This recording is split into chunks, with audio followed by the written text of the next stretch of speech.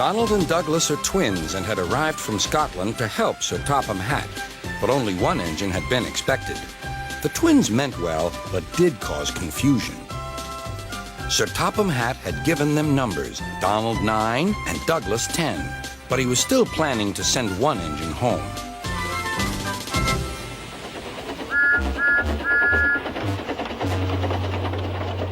There was a brake van in the yard that had taken a dislike to Douglas.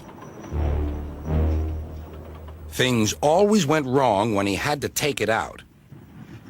His trains were late, and he was blamed. Douglas began to worry. Donald, his twin, was angry. "You're a muckle nuisance," said Donald. "It's to leave you behind I be wanting." "You can't," said the brake van. "I'm essential." "Ah, are you?" Donald burst out. "You're nothing but a screeching and a noise when all's said and done. Spite doggy, would you? Take that!" "Oh! Oh!" cried the van. "There's more coming should you misbehave." The van behaved better after that. Until one day, Donald had an accident. The rails were slippery. He couldn't stop in time.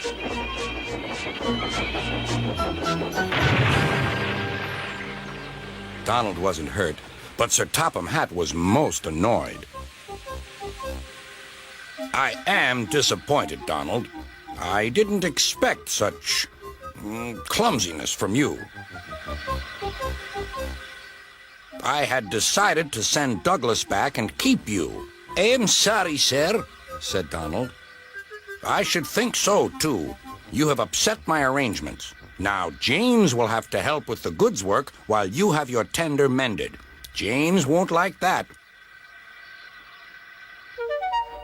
Sir Topham Hatt was right. James grumbled dreadfully about extra work.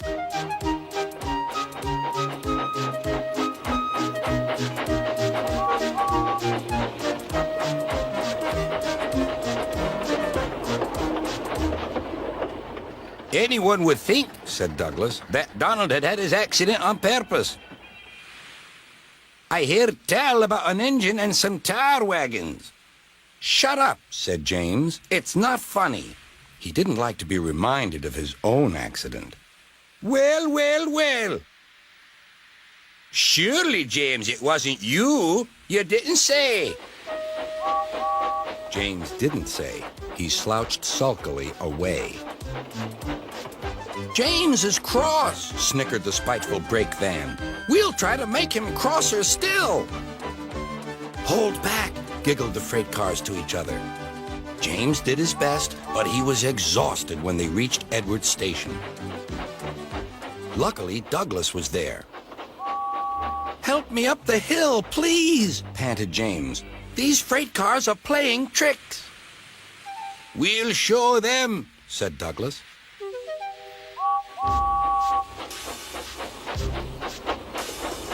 Slowly but surely, the snorting engines forced the freight cars up the hill. But James was losing steam. "I can't do it! I can't do it!" "Leave it to me!" shouted Douglas. The conductor was anxious. "Go steady! The van's breaking!" The van was in pieces. No one had been hurt, and soon Edward came to clear the mess. Sir Topham Hatt was on board. "I might have known it would be Douglas," he said. "Douglas was grand, sir," said Edward. "James had no steam left, but Douglas worked hard enough for 3. I heard him from my yard." "2 would have been enough," said Sir Topham Hatt. "I want to be fair, Douglas, but I don't know. I really don't know." Sir Topham Hatt was making up his mind about which engine to send away, but that's another story.